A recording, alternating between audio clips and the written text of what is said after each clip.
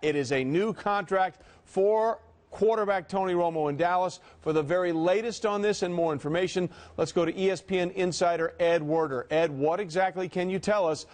Details, what you have about the new contract for Tony Romo. Well, it's been described to me as a multi-year, long-term deal that in all likelihood will allow Tony Romo to retire as a Cowboy, which is something Jerry Jones said during the scouting combine was important to him and to the Cowboys franchise. Of course, Romo's already been the highest paid quarterback in franchise history.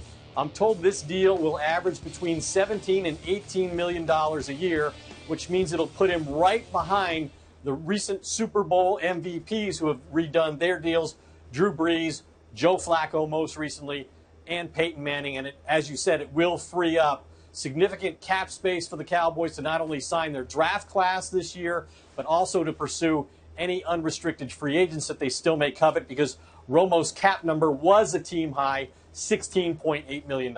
And Ed, let's sort of go on that point of the cap number and why that's so important here, to make sure everybody understands. There were provisos in his old contract that really would have hamstrung the Cowboys had they not gotten this deal done. Yeah, the deal was done. They added some voidable years to his contract when they extended it the last time. The goal was then to lower the cap number, and one of the provisions in that contract was that Romo would not have been able to be designated the franchise player had it gotten to that point. And, of course, now the Cowboys have precluded that from being any part of the ongoing equation here with their quarterback. Obviously, there are people in the organization who probably have some doubts about Romo's ability to deliver a championship, even though he's been statistically the most accomplished quarterback in the history of a franchise that's had Super Bowl winning quarterbacks like Troy Aikman and Roger Staubach. Romo's failing, of course, has been that he's won just a single playoff game. And more recently, Trey, he failed in Week 17, back-to-back seasons in games that would have put the Cowboys into the playoffs and as division champions in the NFC East. Absolutely, Ed. Thanks. Look, this was the deal they had to make. Yes. The question now becomes, because everybody talked about it when Joe Flacco got his deal, how can you pay Joe Flacco this much money?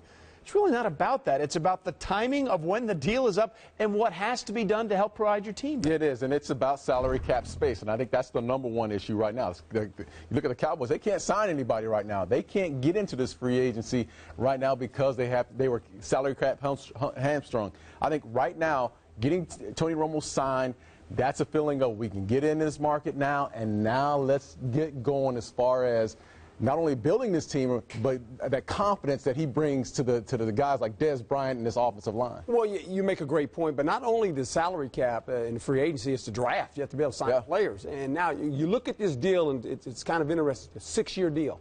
So they're really taking this money and spreading it out a long time that gives them the ability to do some other things.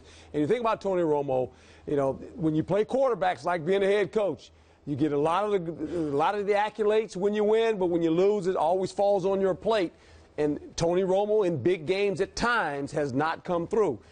He understands now, if I'm Tony Romo, this is it. I'm going to be a Dallas Cowboy. I won't play for another team. What do I need to do to put my name up in that ring now? And that's what Tony Romo has to feel now. He has to do, but he can't do it by himself. He can't. That's the problem, Coach. And there lies the problem. Yes. I mean, there always lies the problem with the Dallas Cowboys. You know, you put it on Tony Romo. Tony Romo was asked to pass the ball 600 and plus times. That's way too many passes. Yeah, he needs a running game. It is. The last time they made the playoffs, they won the division in 2009. They had a running game with Felix Jones and Marion Barber. By the way, the number's 6 years, $108 million for Tony Romo in this new contract. But you guys mentioned it. You know, people always look at those games, Tony Romo against the Redskins, Tony Romo against the Giants. They're not in those games with a chance to win if Tony Romo doesn't do what he did this year on the road in Cincinnati against the Bengals, a playoff team. They come back late in that game and find a way to win. So the glass is always halfway for Tony Romo. You're going to decide whether it's half full or whether it's half empty, but there's plenty of data on both sides. He may be one of the more underrated quarterbacks in football when it's all said and done, and that leads to the bigger issue for the Cowboys, which is finding a way to build around him. Since 2000, this team has 104 wins and 104 losses. They couldn't be more generic, so they've got to use this money to find a better way to build a better team around Tony Romo. Yeah, and it has to start on the defensive side of the ball. And I understand we've been talking about a running game, and we've been talking about, you know, getting this offensive line healthy. But they've been giving up a lot of points at the same time. So defensively, up front, in the secondary. They have to bring in personnel to fit the guys that can play right now, can step in a role to play right now, and then go get some of those guys, Coach, that are role players. They need special teamers. This team is a team that's built with just the superstars on the outside. You have Romo, perimeter players, and Dez Bryant, Jason Witten. But defensively and offensively, up in the trenches, this team is lacking talent. Well, they lack some talent, but they have enough talent here, too. I mean, you know, it's a mindset with the Dallas Cowboys, in my opinion.